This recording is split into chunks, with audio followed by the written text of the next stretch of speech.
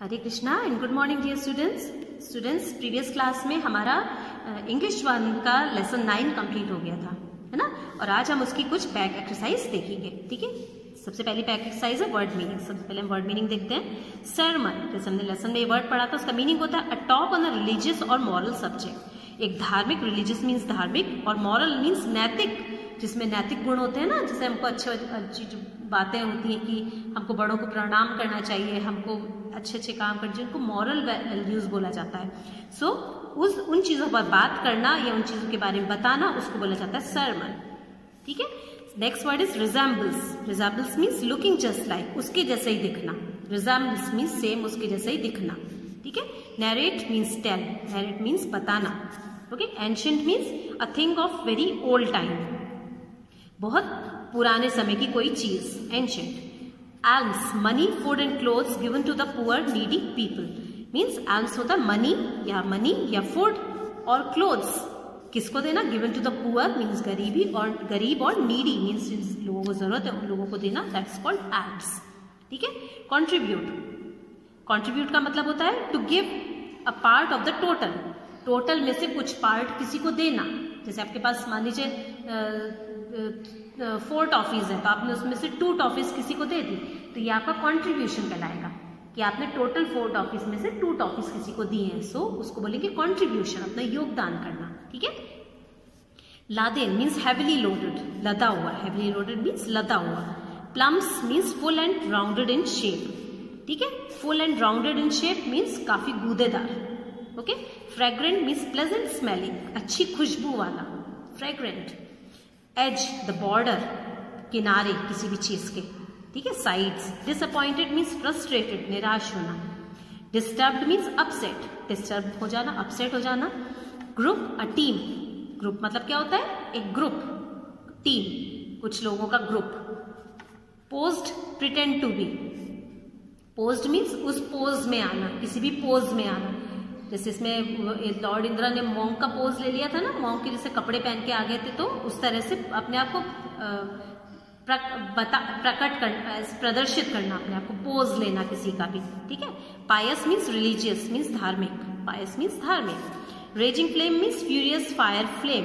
Furious means ऐसे काफी अच्छे से सुलगती हुई आग, उसको बोलेंगे raising flame. Surprise means shocked, आश्चर्य, शॉक्ड हो जाना, एकदम से सरप्राइज होता है ना, किसी भी चीज को देख के आश्चर्यचकित हो जाना, ठीक है। उसके बाद और astonished. Resumed means return to the original state you were in. वापस से, रिटर्न मीन्स वापस आना उस स्टेट में जो आप हो। सो इसमें लॉर्ड इंदिरा अपनी वापस से उसमें रिज्यूम करा था ना, अपनी मॉन्क की, उससे वो वापस से लॉर्ड इंदिरा बन गए थे। रिज्यूम्ड मीन्स अपनी वापस से उसी पोज में आना अपने, ठीक है। Reminds, put in the mind of someone, किसी के दिमाग में रखना। रिमाइंड मीन्स याद दिलाना उसको। Selfish, thinking only about your own needs और विशेस। सेल्फिश मीन्स स्वार्थी होना। Thinking only about your own needs, कि हमको सिर्फ अपनी जरूरतों और अपनी इच्छाओं के बारे में सोचना, उसको बोला जाता है सेल्फिश होना, ठीक है। ये वर्ड मीनिंग फेयर कॉपी में नोट करिएगा। फॉर्मेट जैसा मैंने आपको बताया है, उस अकॉर्डिंग आपको आपकी फेयर कॉपी में वर्ड मीनिंग्स को नोट करना है।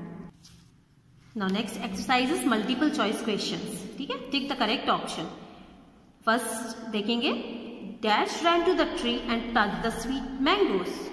कौन पेड़ की तरफ दौड़ा था और उसने स्वीट मैंगोज तोड़े थे? क्या आंसर इसका? मंकी, हेयर और ऑटर। इसका आंसर क्या है? मंकी। तो इस पर टिक कर देंगे, ठीक है। सेकेंड सेंटेंस देखते हैं। Otter went deep into the river and collected several. Otter नदी में, गहरे नदी में चला गया और उसने क्या इकट्ठी करी थी? फिश इकट्ठी करी थी। So correct answer is fish, ठीक है। यहाँ पर मैंगो, फिश और banana, so correct answer is fish. उसने फिश कलेक्ट करी थी ना उसने, है ना। थर्ड सेंटेंस है, please give me something to dash. Please give me something to wear, drink और ईट। ये लॉर्ड इंदिरा ने बोला था हेयर को कि please give me something to eat. So correct answer is eat. इस पर हम टिक करेंगे। Now let us do true and false. Tick right for right and cross for wrong statements.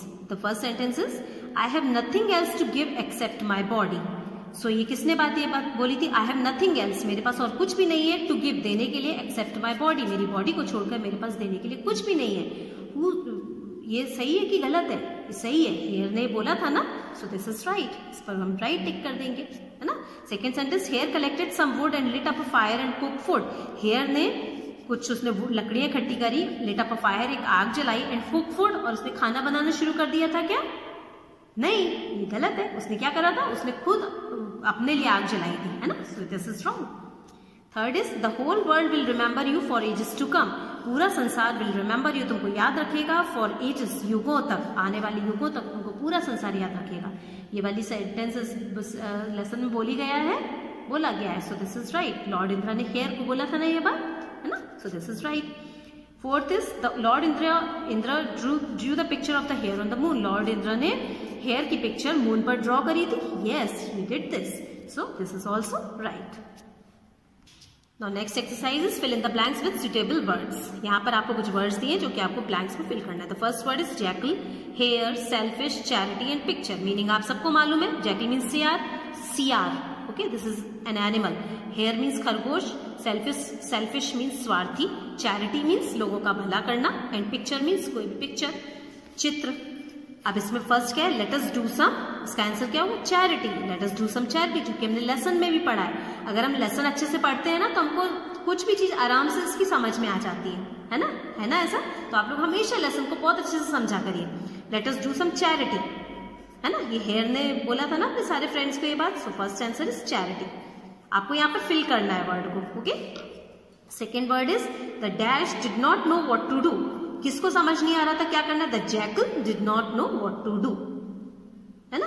Third is lord Indira drew the picture of the hare on the moon. यहां पर ये आएंगे words. We should not be selfish, we should not be selfish. यहां पर selfish word fill होगा, ठीक है। तो आज स्टूडेंट्स हमने word meaning, MCQs, right wrong and fill in the blanks, ये 4 एक्सरसाइजेस को करा है। वर्ड मीनिंग आपको बुक आपकी फेयर कॉपी में नोट करना है, एंड बाकी की जो एक्सरसाइजेस है you have to write in your English too आपको बुक में ही सॉल्व करनी है ये तीनों exercises, okay. So do the work and submit me on time, okay. So that's all for today. Thank you all of you and take care.